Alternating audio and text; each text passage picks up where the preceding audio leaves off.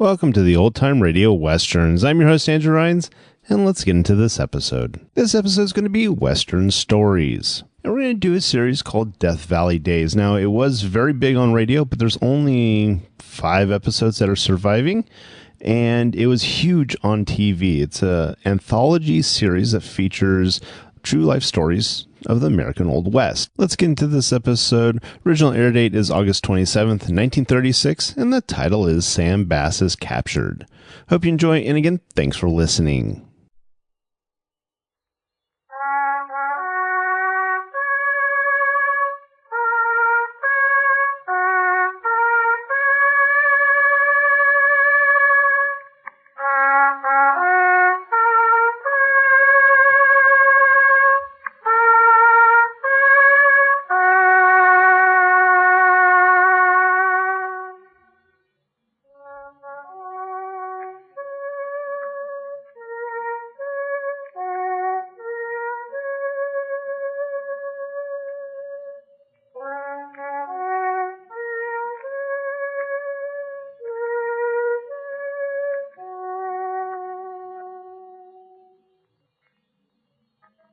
As the old morning bugle call of the covered wagon trains fades away among the echoes, another true Death Valley Days story is presented for your entertainment by the Pacific Coast Borax Company, producers of that famous family of products, 20 Mule Team Borax, 20 Mule Team Borax Soap Chips, and Boraxo.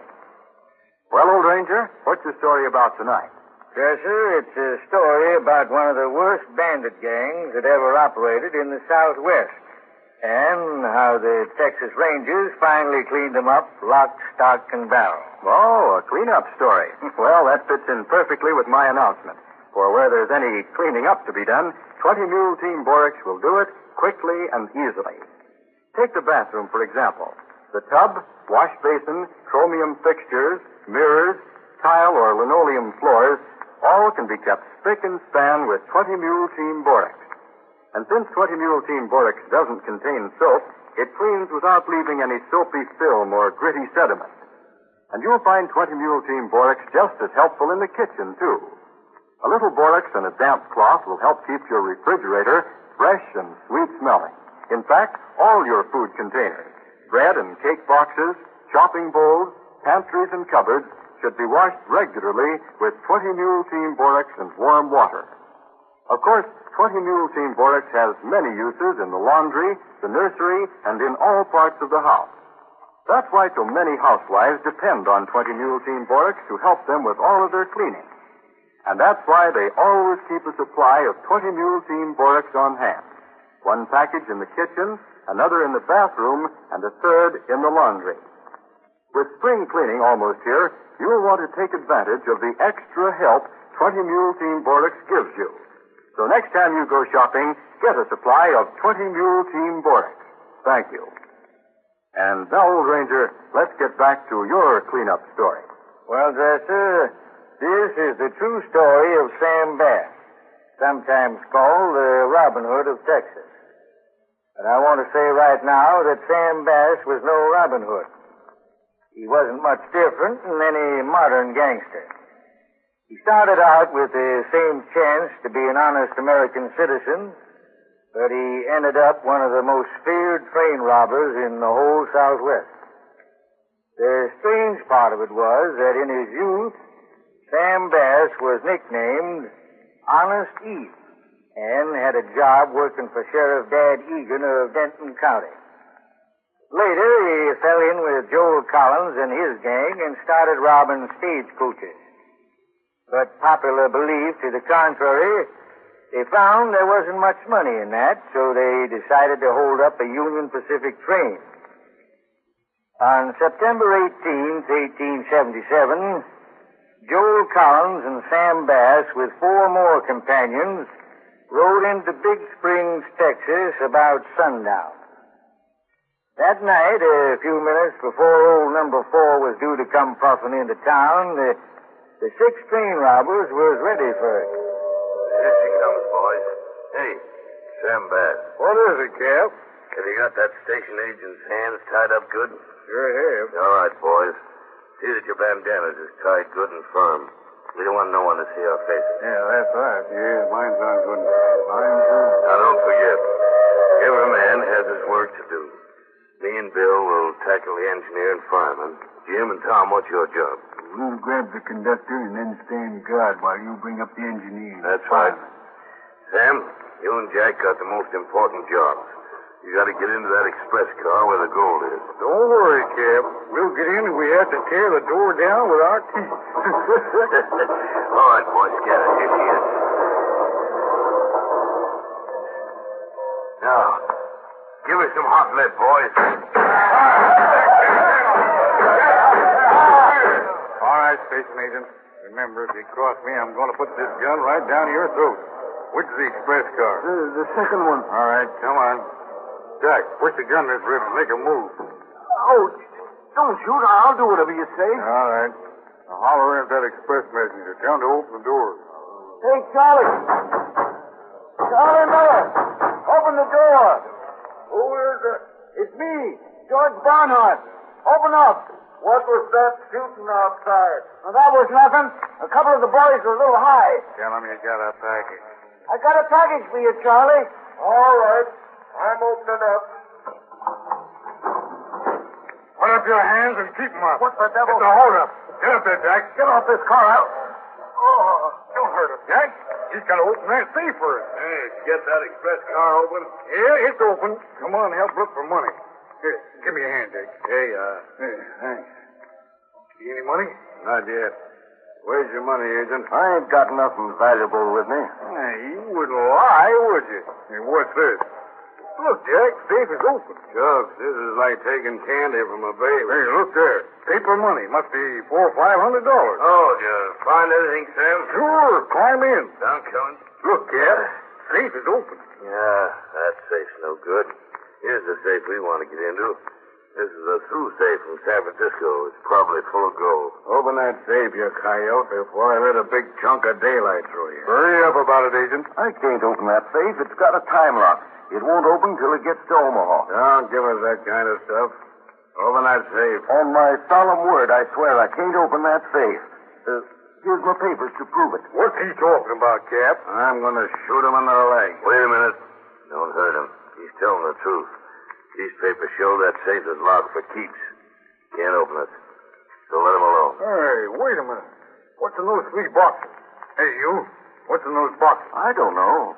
Probably lead casting. Oh, we'll see about that. Hey, Cat, give me a hand. Yeah. This box is heavy as a house. All right. Lift her up and drop us. That ought to crack it. Well, I'm a ring-tailed monkey. Look, Cap, it's $20 gold pieces. Grab those boxes and let's go, boys. We're rich.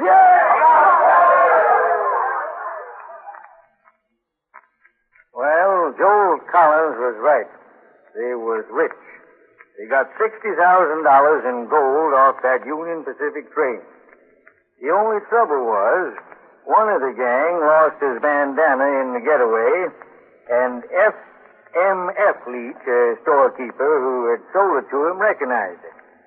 He trailed the bandits all by himself, and one night, while they were gathered round their campfire, Leach crawled up behind a clump of mesquite and saw him divide the gold. That's all of it. Divided up square and equal. $10,000 apiece. Boys, we're on easy street for life. That away clean as a whistle. Well, don't none of us be too sure of that. We still ain't out of hot water. That's right, Sam. We all got to be in our guard. And the best thing for us to do is split up in pairs and separate. It's a good idea, Cap.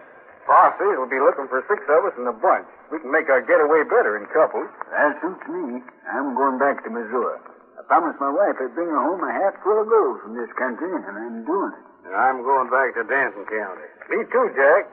Got a lot of friends there. I know plenty of places to hide out. All right, just one thing before we separate that we got to do. What's that? We got to take an oath never to squeal and never to be taken alive. I'm for that. Me too. All right, Sam. You take the oath first, then. All right. How do I do it? Just say, I swear I will never reveal to anybody the names of the men who helped hold up the UP train. I swear that I'll never reveal to you. But they didn't know that even while they was discussing their plans and swearing eternal silence, storekeeper, Mr. Leach, was listening and watching. Next day, he wired the express office in Omaha a description of the 6 men and the roads they'd be traveling. In a few days, 3 of the men was dead, shot down by a posse. But Sam Bass escaped to Denton County and organized a new gang of bandits. He hid out near Cove Holler, and a farmer named Jim Murphy often bought food for Sam or give him shelter in his house in exchange for UP double eagles. But finally, Jim Murphy was arrested for protecting and assisting Sam and his men. They put him on a train to take him to Tyler. Some say Murphy was a yellow dog, and some say he was a brave man who risked his life to help rid Texas of a dangerous outlaw. But anyway, on the train, Murphy thought of a way he could save his own neck. Now listen, Jim. Why don't you do the smart thing and tell me everything you know about Sam Bass? I've told you all I know, Marshal. I don't know where he is. I'm not one of his gang. All right, my lad. I guess you'll just have to serve your time then. Oh, don't say that, Marshal. I want to help. Now, listen. I've got a plan. Well, talk fast. You'll soon be in Tyler, and once I lock you up, I'm through with you. If I help the government catch Sam Bass, will you drop the charges against me and my father and brother? No, I can't promise you anything like that. That's up to the district attorney. But look, I can join Sam Bass's gang. I know I can. He's looking for me. Suppose you fix it up so I can go free for a while. I'll join Bass and find out where the gang is going to stage another holdup. Then I'll get word to you at the Texas Rangers to make them capture him. If I do that, will you get me off? Do you mean what you say? Have you got nerve enough to try a thing like that, or you're just lying to try to get away? I'll do it. I swear I will, if the district attorney will drop those charges. Well, I'll talk it over with him. Maybe you'll see it your way. But mind you, I don't make any promise. Well, the district attorney agreed to the plan Jim Murphy outlined, and to make it still easier for Murphy to join Bass, they fixed it so it'd look like Murphy had jumped his bond and run away. So, a few weeks after Murphy joined up with Bass and his outfit, Murphy sent word to U.S. Marshal Johnson that Sam Bass was going to hold up the bank at Round Rock. By this time, Sam and his men were camped near a cemetery outside of town, ready for the big holdup. Sam had already looked the bank over and gotten the lay of the town. While they was waiting for their horses to get a good rest, Sam, Frank Jackson, and Seaborn Barnes rode into town one day for a drink.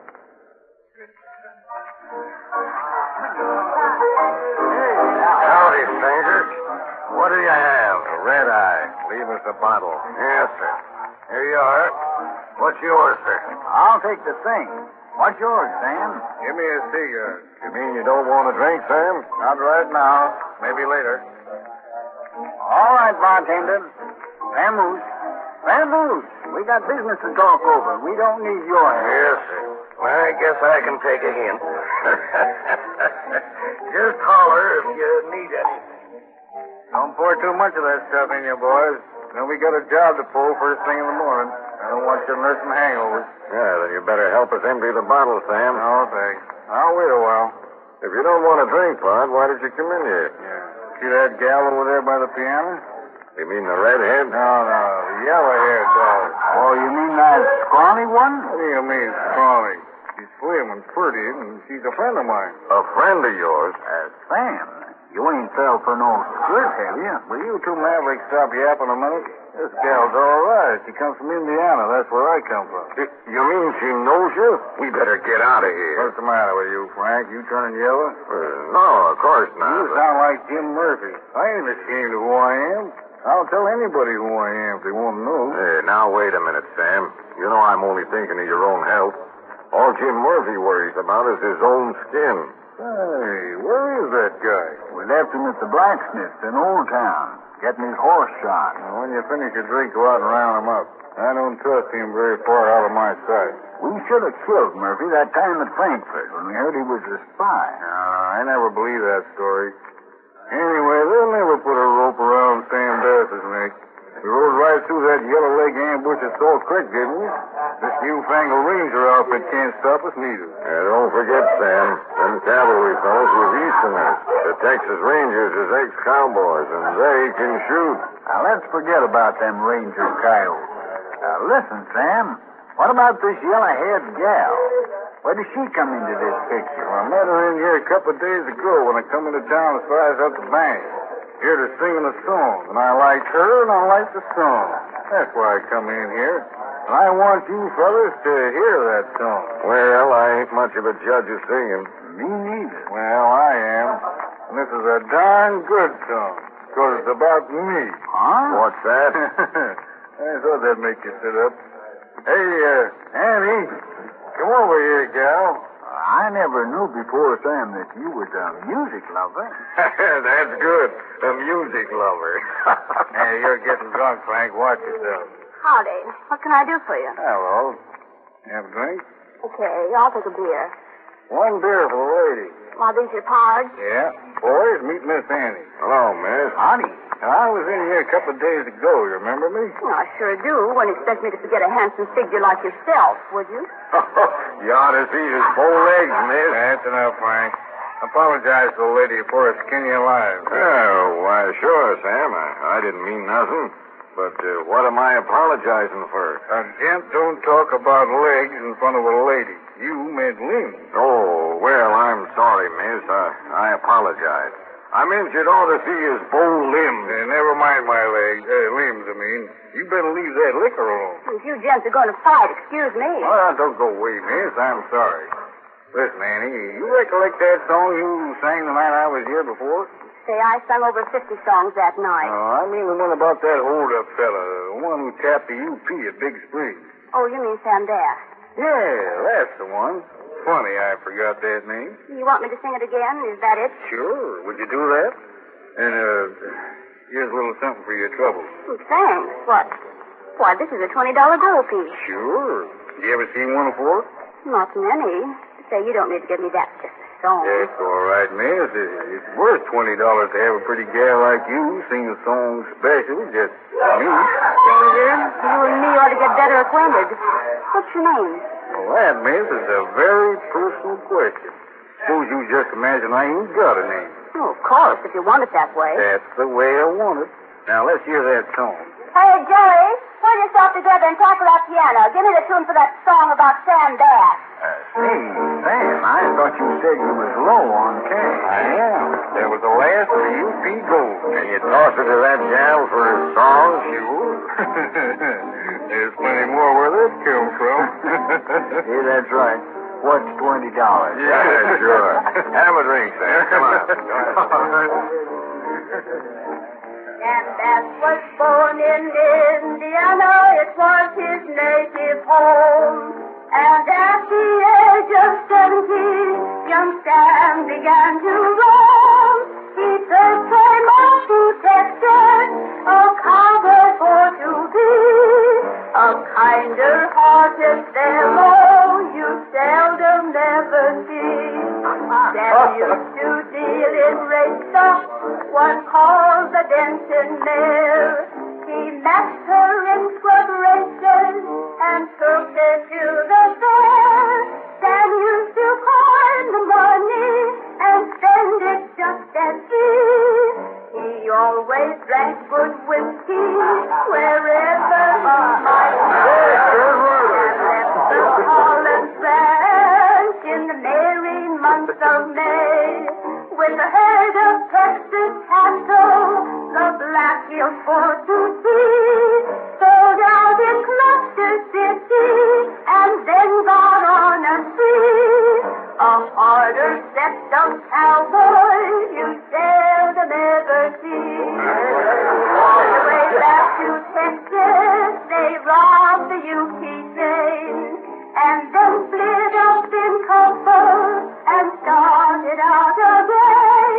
Joe Collins was his partner, were overtaken soon. With all their hard-earned money, they had to meet their doom. Sam made it back to Texas, all right side up with care. Rode into the town of Denton with all his friends to share. the show. Hey, who do you think you are? The young ladies are singing to us. I'm sorry about that, and I got to talk to you strangers. I understand you're carrying guns. I'm Deputy Sheriff Grimes. Say, you got a nerve stopping me like that. Don't give me no back talk, Annie.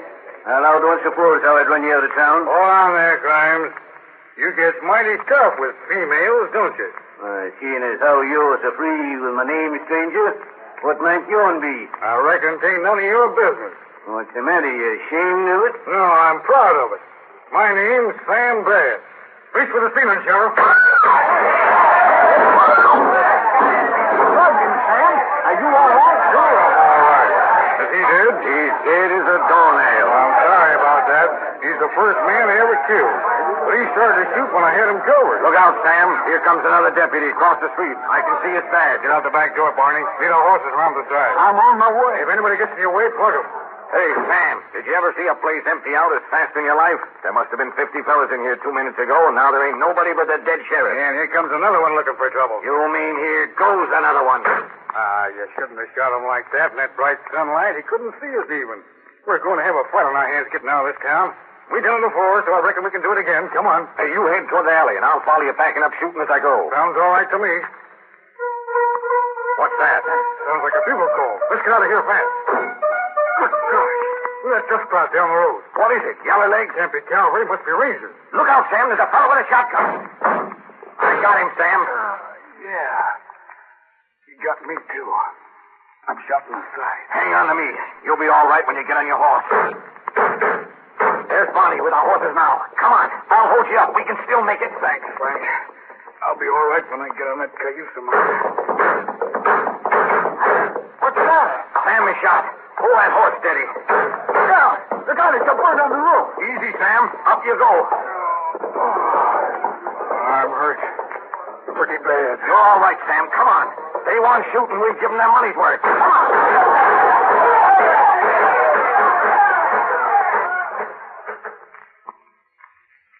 But Sam wasn't all right. He was dying. Barnes was shot and killed before he could mount his horse. Sam and Jackson, his closest friend, escaped out of town and outrode a posse that followed him. But Sam made Jackson go on and leave him hidden in a live oak grove. He knew he was dying, but he wanted his friend Jackson to escape. The Texas Rangers found him breathing his last. He died, refusing to name any of his companions in his various robberies. 2 days later, he was buried in the town's little cemetery beside Seaborn Barnes and Deputy Grimes, who had already been laid to rest. There were a handful of men and one woman at that strange burial. One woman was Annie, the dance hall gal. Let him down easy, boys. He's paid for his sins. Yeah, and I gotta hand it to him. He was game to the very last. Did you hear the ranger's question? Sure did. He couldn't pry a thing out of him. He stuck by his pals all right. Yep. But it's a good thing the state is rid of them. Those bad men gotta go. They're giving Texas a bad name. That's right. Excuse me, Mr. Hobbs. Do you think the preacher would mind if I spoke to him before he says his prayer? Well, I don't think so, Annie. Oh, Parson Withers. Annie here wishes to say a word to you before you make the funeral sermon. Well, what is it, sister? Well, there was a song he liked awful well. Mr. Bass, I mean. I'd like to sing it to him before they throw the dirt on his coffin. What sort of a song, sister? It was a song about him. And now that he's dead, I've written some special verses to it. Let her sing it, Parson. I brought Joey along with his guitar to accompany me. Mr. Bass would have liked it. I know he would. Very well, sister. You may sing. Thank you, Parson. Go ahead, Joey. Sam met his fate at Randolph, July the 21st. They peeped to St. right above and emptied out his purse. For Sam is a corpse now and 6 feet under clay, and and Jackson's in the bushes, trying to get away. Dinner, Steve Balsam's good girl, and didn't want to pay. The only shot he saw was to give for Sam away. He called up Sam and Barn and left their friends to mourn. Oh, what a fortune him will get when Gabriel blows his horn. And so he sold out Jim and Barn and left their friends to mourn. Oh, what a fortune him will get when Gabriel blows his horn. Perhaps he's gone to heaven. There's none of us can say. But if I write in my sermon, he's gone the other way. Dear Heavenly Father, we come to you today to plead forgiveness for this poor creature who lies here at our feet, broken and disgraced. We know that you in your wisdom and Hey, look over there. Who's that riding in the graveyard on horseback? Yeah, I don't know. You'd think whoever he is, he'd have a little respect for the dead. He's heading right this way. Now, that's Dan.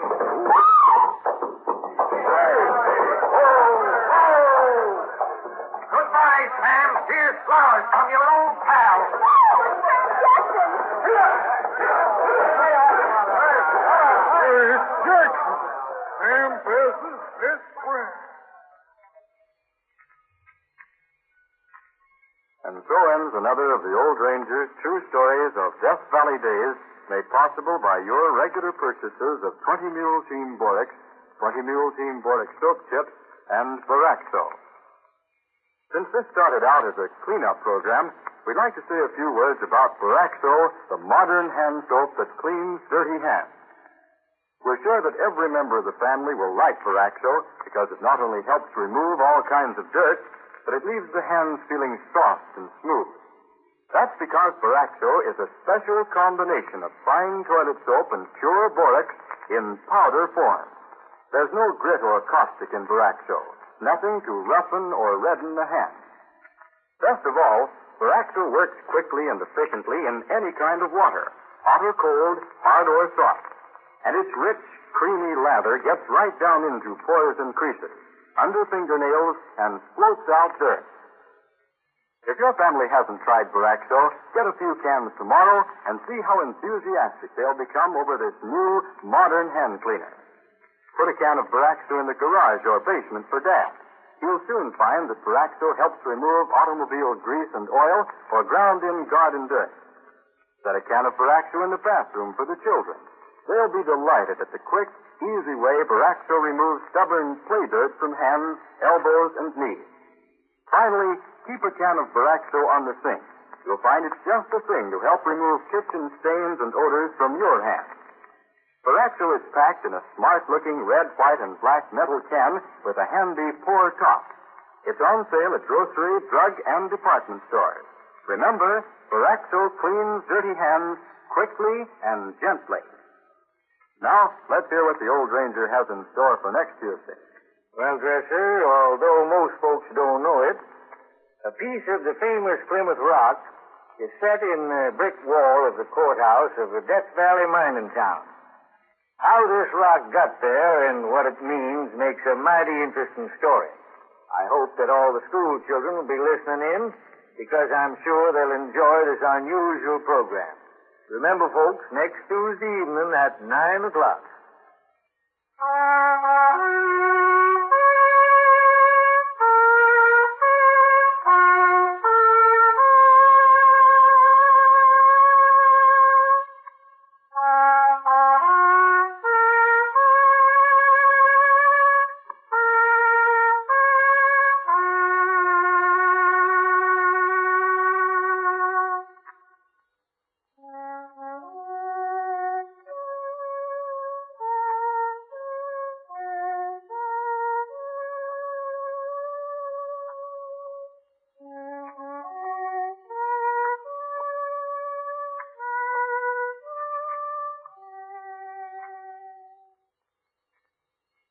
Death Valley Days, announced by Dresser Dahlstedt, has come to you from San Francisco. This is the National Broadcasting Company.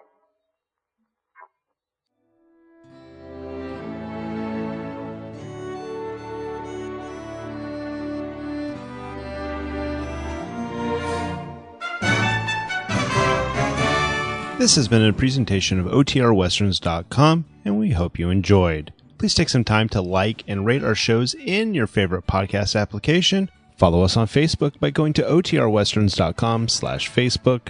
Join in the conversation by going to OTRWesterns.com/Discord.